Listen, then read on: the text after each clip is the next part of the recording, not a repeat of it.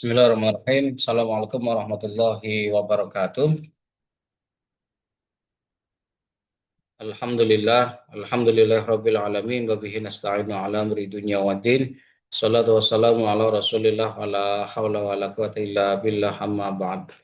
Alhamdulillah, puji syukur marilah kita panjatkan kehadirat Allah Subhanahu wa taala yang masih memberikan kita kesempatan untuk bermuajah kembali dalam rangka kegiatan belajar mengajar untuk mata kuliah pengantar hukum Islam, khususnya untuk kelas B, yang mana pada pertemuan yang ketiga ini kita selenggarakan secara daring atau via Zoom khususnya, dan kemudian saya ekstrak dan saya upload ke YouTube ya sebagai pengganti pertemuan ketiga yang memang belum terlaksana secara luring ya.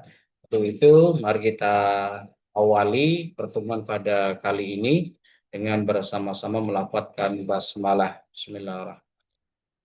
Dan sebelum masuk ke materi, perlu saya sampaikan di awal ya, untuk refleksi dari perkuliahan ini nanti di akhir ya, di akhir slide materi ada refleksi yang perlu teman-teman kerjakan, tentunya berbasis pemahaman atas materi yang saya sampaikan kali ini ya.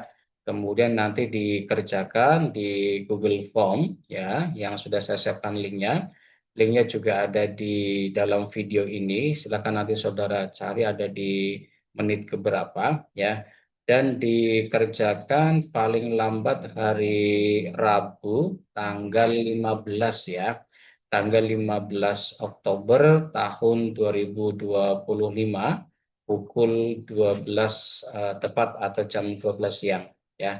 Baik, pada kesempatan kali ini kita akan membahas tentang ya eh, ta'rif ya, tentang eh, definisi ya, definisi atau terminologi syariah, kemudian juga ada fikih wal qanun ya dalam sejarah intelektual Islam ya. Kemudian nanti bagaimana kita mengkaitkan antara syariah, fikih dan qanun ataupun nanti hukum Islam ya dengan akal ataupun wahyu ya. Jadi bagaimana wahyu itu, wahyu ataupun Al-Qur'an sebagai sumber hukum Islam yang paling utama bisa dikontekstualisasikan dengan sunnah dan juga tentunya af'alul mukallaf, yaitu perbuatan-perbuatan mukallaf yang sifatnya adalah makul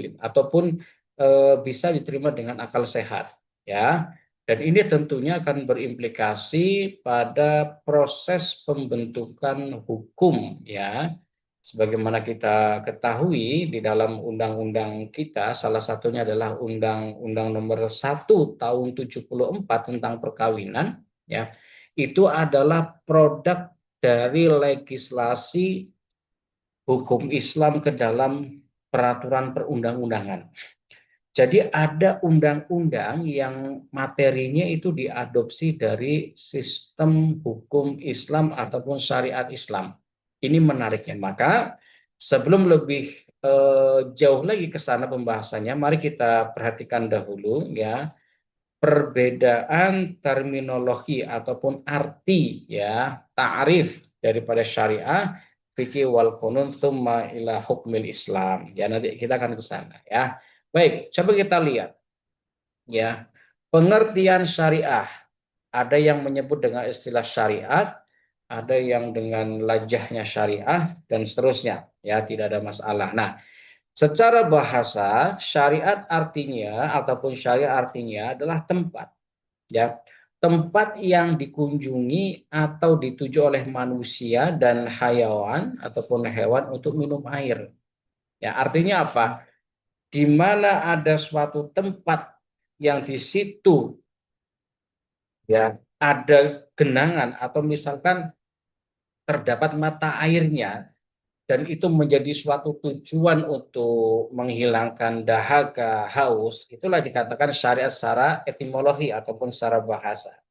Nah, sementara secara istilah adalah hukum atau aturan yang Allah tetapkan bagi hamba-hambanya, ya bagi umatnya, agar dijalankan dengan baik ya dalam hubungannya dengan Allah maupun sesama manusia. Nah, ini konteksnya adalah hablum minanas wa hablum minallah. Nah, di dalam konteks bersyariah, bersyariat Islam, ya, sebagai syari Allah ini, syari pembuat syariat itu ya, dia menciptakan atau membuat aturan-aturan itu yang diperuntukkan bagi umatnya, bagi hamba-hambanya itu agar bisa mengatur hubungan antar ya manusia dengan Tuhannya, dengan Allah, ya hubungan vertikal atau ya hubungan sesama manusia, hubungan horizontal. Istilah kata adalah ada hablum minallah wa hablum minannas. Nah, maka ya berdasarkan definisi ini kita bisa mengetahui ya yang dimaksud dengan syariat di sini secara istilahi adalah hukum yang disampaikan dalam Al-Qur'an ataupun wahyu ya dan sunnah-sunnahnya ataupun Rasulullah ya hukum yang disepakati oleh para sahabat untuk hal-hal yang tidak ada dalam nas Quran maupun sunnah serta hukum yang diambil melalui ijtihad. Artinya apa?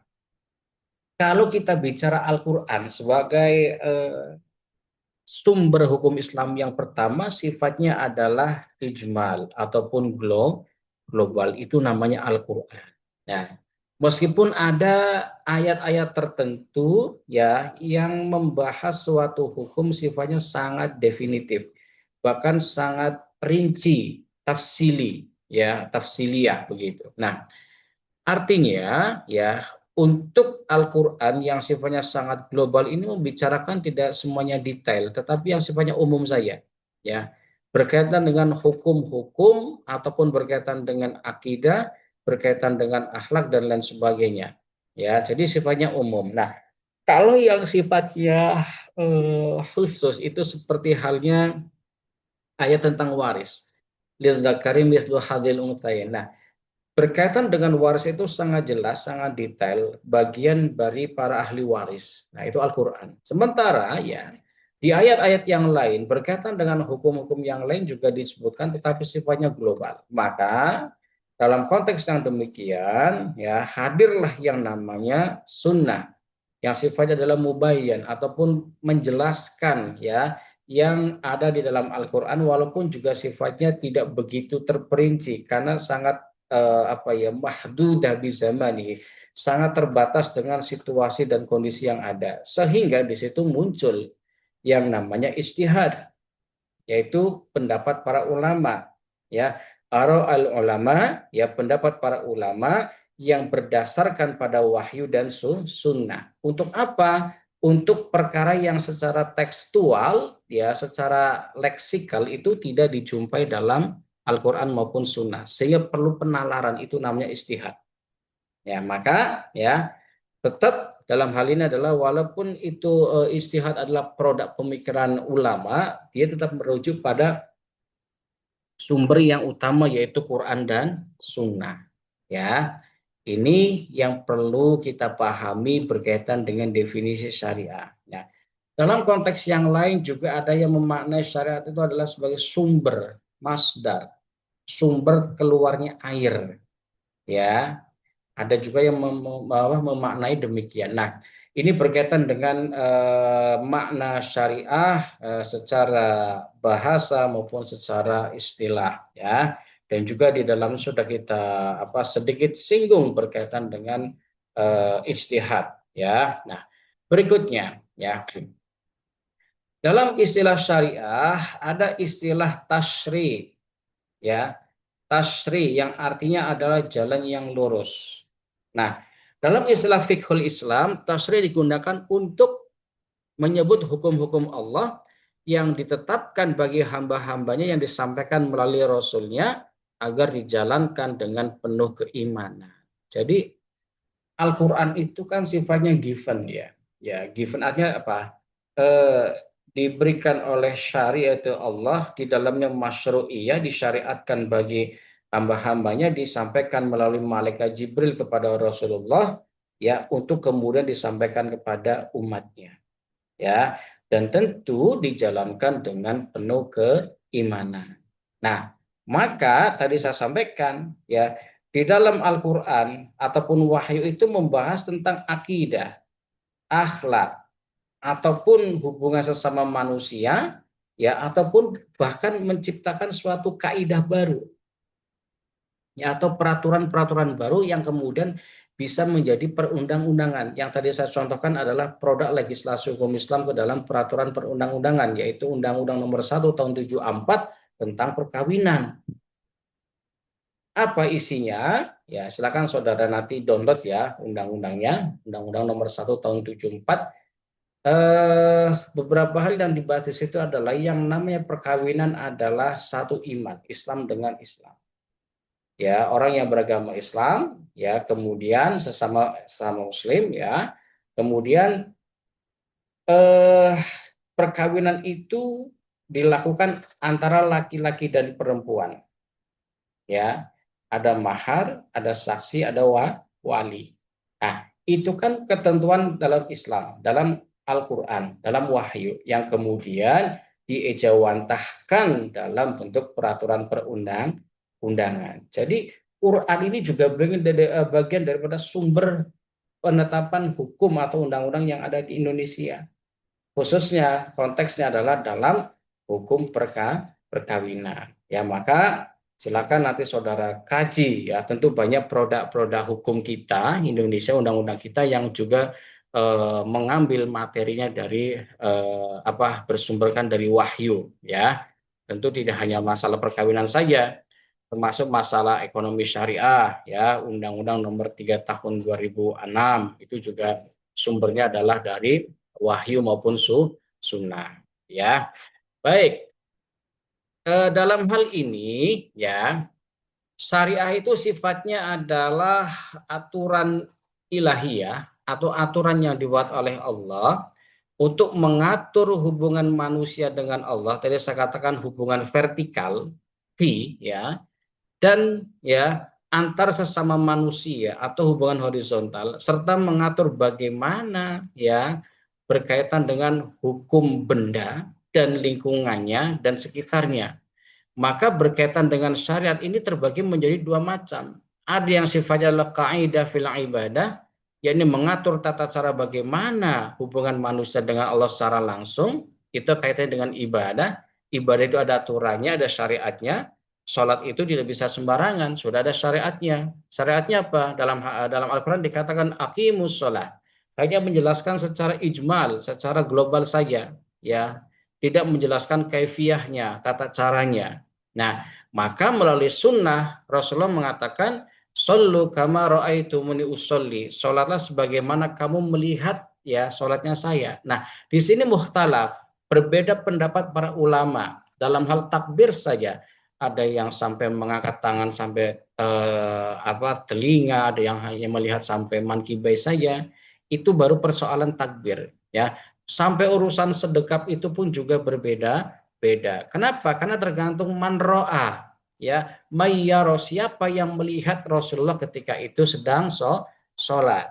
Nah, itu artinya berkaitan dengan kaidah ibadah. Yang kedua, ya, syariat itu berkaitan dengan muamalah, ya, mengatur hablum minan nas, interaksi ya manusia dalam kehidupan sosial itu diatur.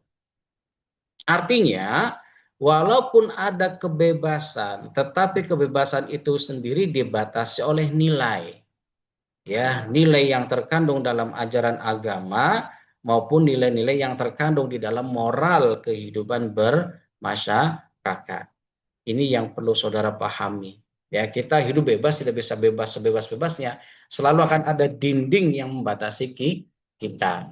Maka ya aturan itu dibuat di dalam Islam, namanya syariah. Ya, itu yang perlu kita pahami. Nah, dalilnya apa atau dasar hukumnya apa berkaitan dengan syariat? Ya, di dalam Quran Asy-Syura ayat 13, surat ke-42 ayat 13. Di situ dikatakan, ya, Bismillahirrahmanirrahim.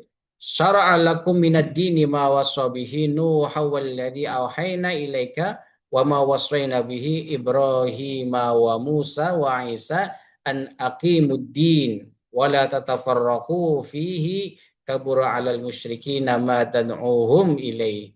Allahu yajtabi ilaihi may yasha'u wa yahdi ilaihi may yunib. Al-ayah. Artinya, dia telah mensyariatkan. Di situ ada kata-kata syara'a, ya. Artinya apa? Telah, fi'il madhi, telah disyariatkan, ya. Bagi kamu tentang agama apa yang telah diwasiatkan kepadamu wahai Nuh, dan juga kepada Muhammad, dan juga kepada Ibrahim, Musa, wa Isa, ya, yaitu apa? Aqimuddin, tegakkanlah, an aqimuddina, ya, tegakkanlah agama, ya, wala tafarraqu, dan janganlah kamu bercerai-berai atau berpisah-pisah. Nah, artinya apa? Ya, disuruh menegakkan agama, ya, tetapi kita tidak boleh kemudian berpecah belah. Tentang apa? Tentang ad-din. Ya, wala tafarraqu fihi, hinya itu kembali ke ad-din. Berbeda pendapat itu boleh, ya, karena tergantung tafsirnya. Maka di awal saya katakan kalau mempelajari agama itu harus dimulai dengan definisi, imma lughatan wa istilahan, ya, entah itu dari aspek bahasa maupun dari aspek istilah, supaya tidak mengandung tafsir yang berlebihan atau bebas. Maka itulah koridornya. Jadi syariat itu ya syariatnya sama, teksnya sama, tapi pemahamannya berbeda, bisa disesuaikan dengan konteks masing-masing. Maka Al-Quran itu sampai kapanpun tidak akan pernah berubah nasnya. Hadis juga begitu. Hanya saja interpretasi Al-Qari yang membaca, yang memahami tentu akan berbeda. Karena situasi, kondisi, zaman, waktu, tempat itu juga berbeda. Artinya ada aspek historis, aspek sosiologis yang mempengaruhi seseorang dalam memahami ayat maupun sunnah. Maka perbedaan itu sifatnya apa ya, pasti ada, ya, keniscayaan. Tapi tidak kemudian jangan kita berpecah belah hanya karena memahami hal yang apa, teks yang sama tapi beda penafsiran atau beda pemahaman. Itu jelas dikatakan oleh Allah, ya, dalam Quran Asy-Syura, ya, Quran surat 42, ya, ayat 13. Kita boleh berbeda pendapat tentang masalah agama tapi jangan sampai dipisah, gitu ya. Oke. Kemudian kaidah ibadah itu sifatnya makfulah ataupun tertutup. Artinya apa? Semua perbuatan ibadah itu dilarang kecuali sudah ada aturannya. Artinya apa? Ya, jangan kemudian kita mengada-adakan, ya, mengadakan atau membuat sesuatu yang baru. Dalam apa? Dalam konteks ibadah. Ibadah yang sudah ada aturannya, jangan kau tambahin, jangan kau kurangi, begitu maksudnya. Jadi yang dimaksud dengan bid'ah itu walaysa kullu bid'ah dolalah, bukan segala sesuatu yang baru itu dikatakan bid'ah. Segala sesuatu yang tidak ada pada masa Rasulullah dikatakan bid'ah, bukan itu definisinya, ya. Kalau kita mendefinisikan demikian, segala sesuatu yang belum yang tidak ada pada masa Rasulullah itu dikatakan bid'ah, maka hari ini kita bid'ah semua. Ya, pakai bajunya, makannya, tidurnya, ya, alat komunikasi, kendaraan dan lain sebagainya, semuanya bid'ah.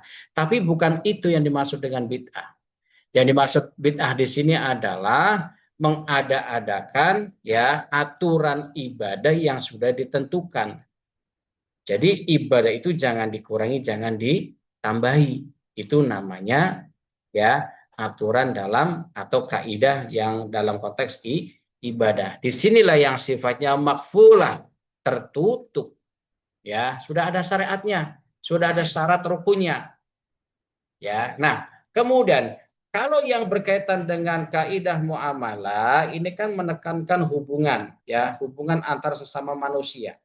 Maka, ya, telah ditentukan dalam Quran maupun Sunnah, ya, dan sifatnya adalah maftuhah ataupun terbuka, ya, terbuka untuk dikembangkan. Nah, di situ ada namanya ijtihad, interpretasi, pemahaman terhadap Al-Quran dan Sunnah, ya, itu sifatnya maftuhah, ya, terbuka. Karena mufasir antara yang satu dengan yang lain, sebagaimana tadi saya sampaikan, bisa saja berbeda terhadap suatu kata dalam Quran maupun Sunnah, tergantung bagaimana mufasir itu melihatnya. Perspektifnya seperti apa, ya, paradigmanya bagaimana, landasan historisnya seperti apa, kondisi sosiologisnya seperti apa, dan lain sebagainya, itu sangat berpengaruh pada hasil ijtihad. Ya, maka ya konteksnya ya kalau muamalah itu sifatnya maftuha ataupun terbuka. Ya, contoh misalkan ya dalam memahami ayat tentang kebolehan poligami. Saya sampaikan ya, poligami itu bukan sunnah, bukan pula wajibah.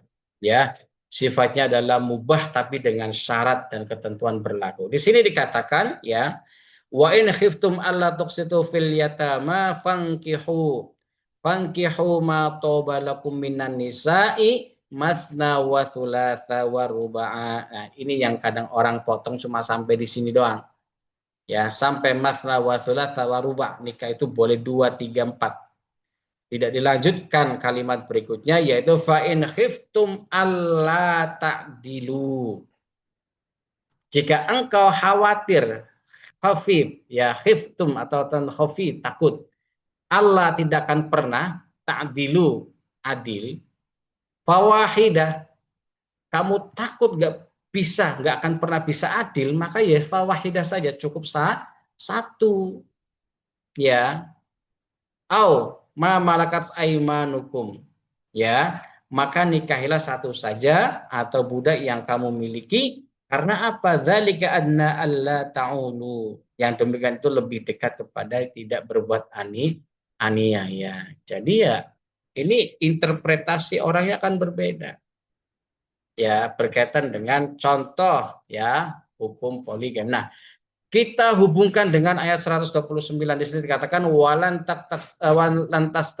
tastatiu anta adilu bainan nisa walau harastum fala tamilu kullal mail, ya, pada dhahabu billati a'tadtum, ya, artinya apa, ila akhiriha, ya, kamu sekali-kali tidak akan pernah sanggup untuk berlaku adil terhadap istri-istrimu.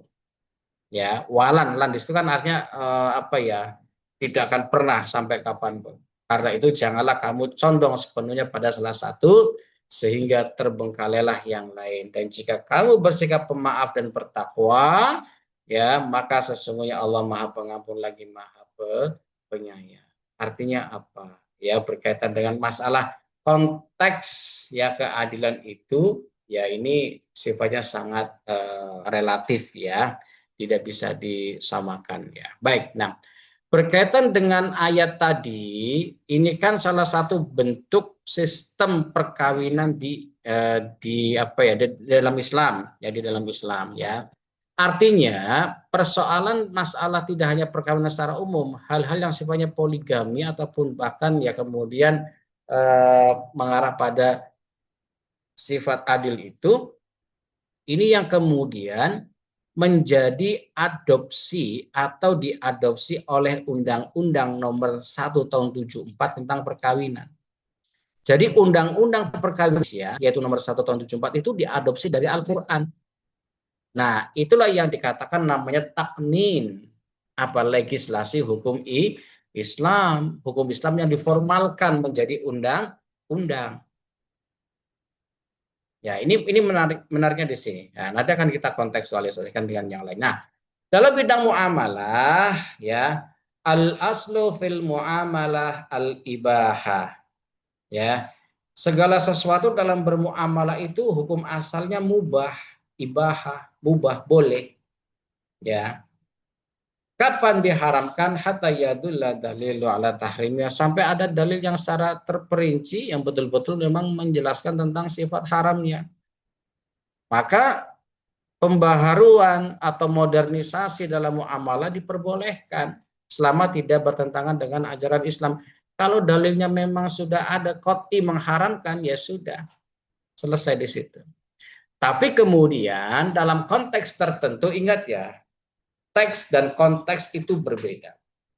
Nah, Dalam konteks tertentu, ada situasi-situasi yang kemudian bisa merubah suatu hukum yang dari halal menjadi haram, haram menjadi halal. Tapi sifatnya adalah daruriyah. Nah, ini ranahnya fikih. Apa ranahnya fikih? Yaitu istihad para ulama. Ada kaidah usul yang mengatakan ad-daruratu tubihul mahdzurat. Ya, meninggalkan satu kemudaratan itu lebih baik ya daripada mendatangkan kemudaratan yang lainnya. Karena apa? Dalam kaidah yang lain dikatakan ad-dararu yuzal. Kemudaratan itu harus ditiadakan. Nah, ini kan fikih juga. Maka ya mungkin di awal pernah saya sampaikan al-fiqhu yani al-fahmu. Ya, apa maknanya pemahaman? Pemahaman itu letaknya ada di kepala. Al-fahmul amikul ladzi yatasarrafu bid-dalail at-tafsiliyah. Jadi memahami ya menginterpretasikan suatu dalil yang sifatnya masih yang sangat rinci, yang sangat detail. Jadi nggak mudah ya mengambil istinbat hukum itu tidak asal, perlu pemahaman penelusuran atas suatu dalil yang sangat mendalam ya, tafsir disebut ya. Baik ya, kita lanjutkan. Nah, itu makna syariat ya. Sekarang bagaimana dengan pengertian fikih ya? Fikih itu artinya ya tadi saya sampaikan al-fahmu ya. Saya mencoba mengambil dari pendapatnya Imam Abu Hanifah, Imam Syafi'i ya. Ya, misalkan menurut Abu Hanifah itu fikih itu artinya ya al-fahmu, ya pemahaman, ya pemahaman jiwa tentang apa yang menjadi hak dan kewajiban atasnya, ya. Sedangkan menurut Imam Syafi'i beliau mengatakan ya ilmu fikih ya adalah ilmu tentang hukum-hukum syariat yang sifatnya praktis, ya. Jadi implementasi atas syariat Islam dalam tindakan praktisnya, tapi tetap mengacu pada sumber-sumber utamanya yaitu Quran dan Sunnah. Maka yang dimaksud ilmu di sini adalah pengetahuan secara mutlak, baik yang sifatnya yakin maupun doni. Jadi kalau fikih itu doni, mana doni? Interpretatif, interpretasi akal manusia.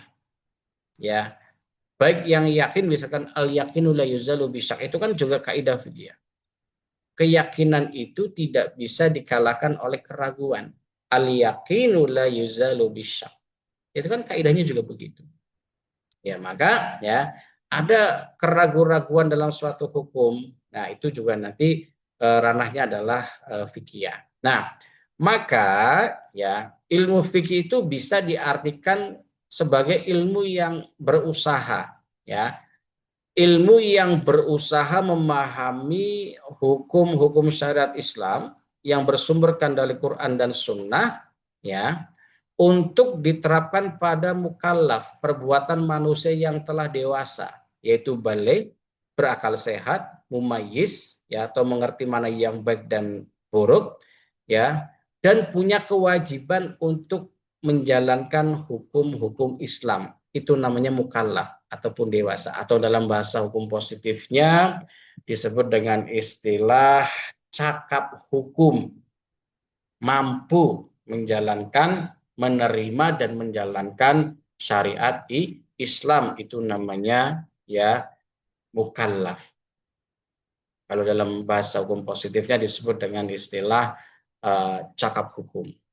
Ya, baik, sampai sini semoga bisa difahami ya. Oke, berikutnya ya dasar hukumnya apa? Ya, di dalam Quran surah Hud juga disebutkan ayat 91 ya.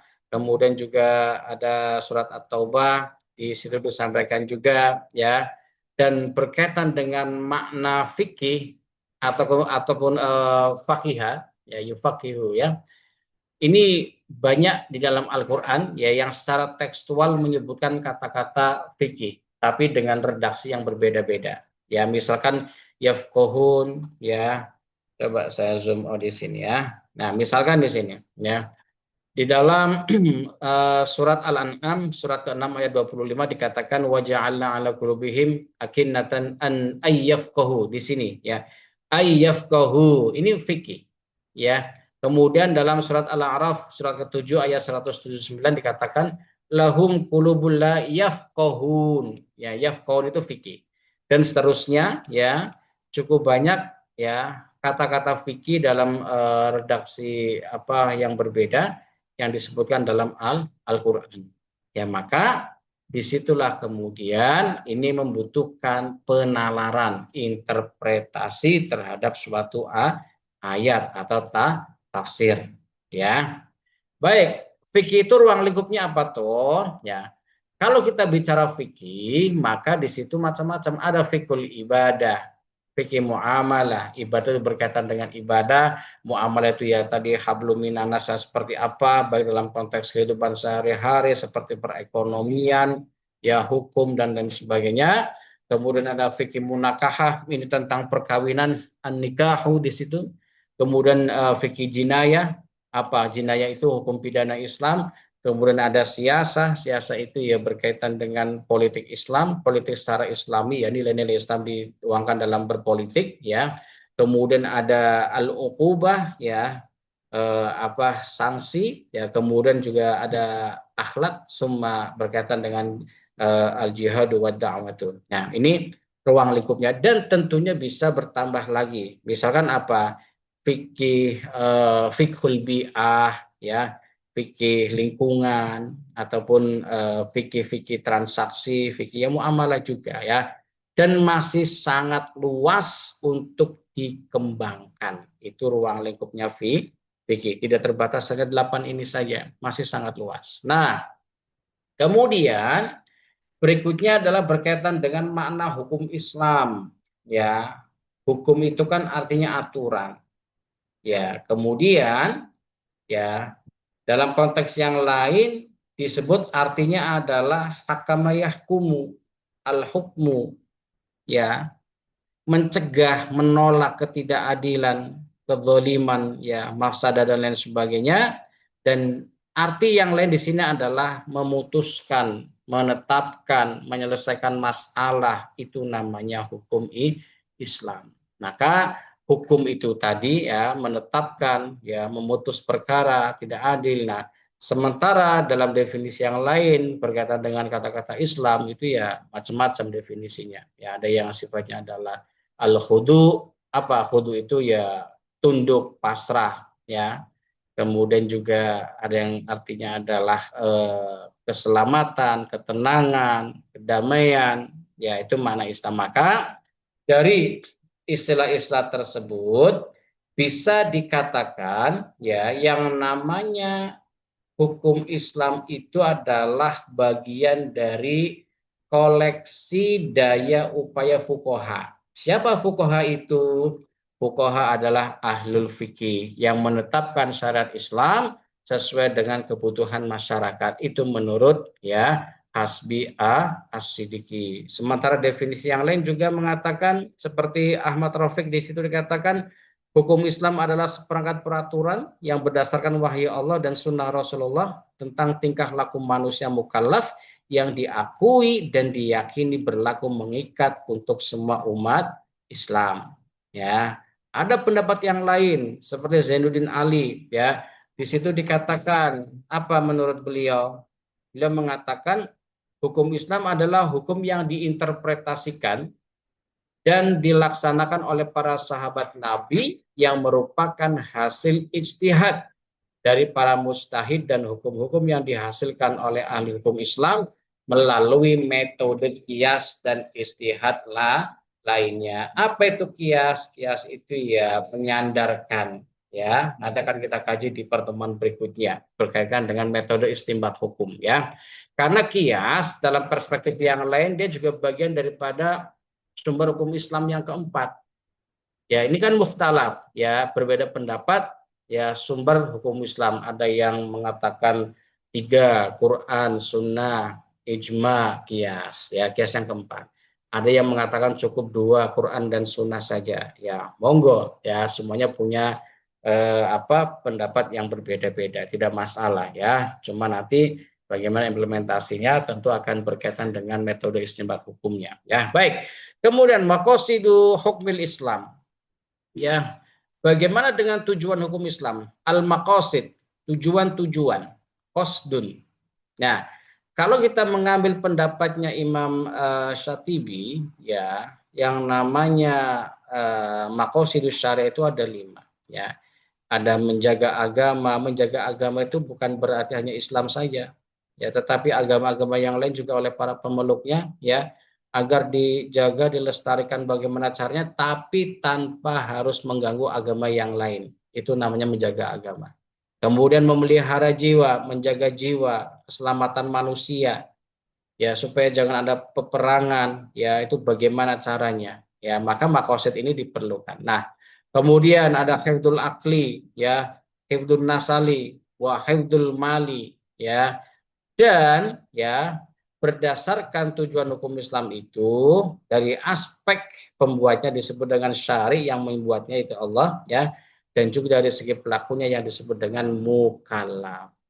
Ya, coba kita lihat, ya, tujuan hukum Islam dari segi pembuatnya, ya, ada kebutuhan yang sifatnya ad-daruriyatu, sifatnya adalah primer, kemudian ada yang sifatnya adalah al-hajiyah ataupun sekunder, dan juga ada yang sifatnya tersier ataupun at-tahsiniyah. Nah, kurang lebih prinsipnya sama, ada sandang, papan, pangan, ya, itu yang namanya kebutuhan manusia, ya.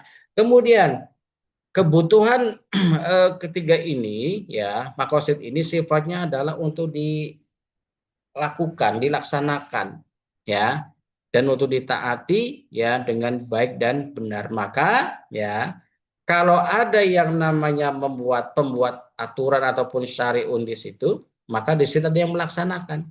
Ada yang membuat, ada yang melaksanakan. Yang disebut dengan mukallaf, ya. Siapa mukallaf? Tadi dikatakan orang yang beragama Islam, ya, sudah balik, berakal sehat, ya, kemudian bisa membedakan antara yang baik dan benar atau mumayyiz, dan sanggup atau menerima, ya, perintah ajaran syariat Islam. Itu namanya mukallaf, ya. Tujuannya apa? Ya, untuk kebahagiaan dunia dan akhirat, ya. Baik. Nah, ini sebagai refleksi saudara, ya. Nanti silakan saudara kerjakan, ya, di Google Form. Linknya tolong ditulis seperti ini. Jangan sampai salah titik, garis miringnya, huruf besar kecilnya, angkanya, ya. Ketik seperti ini, ya, nanti akan mengarah. Nah, yang perlu saudara kerjakan adalah bagaimana saudara mengintegrasikan, ya, atau menghubungkan, mengkaitkan antara wahyu, wahyu di sini adalah Al-Qur'an, ya.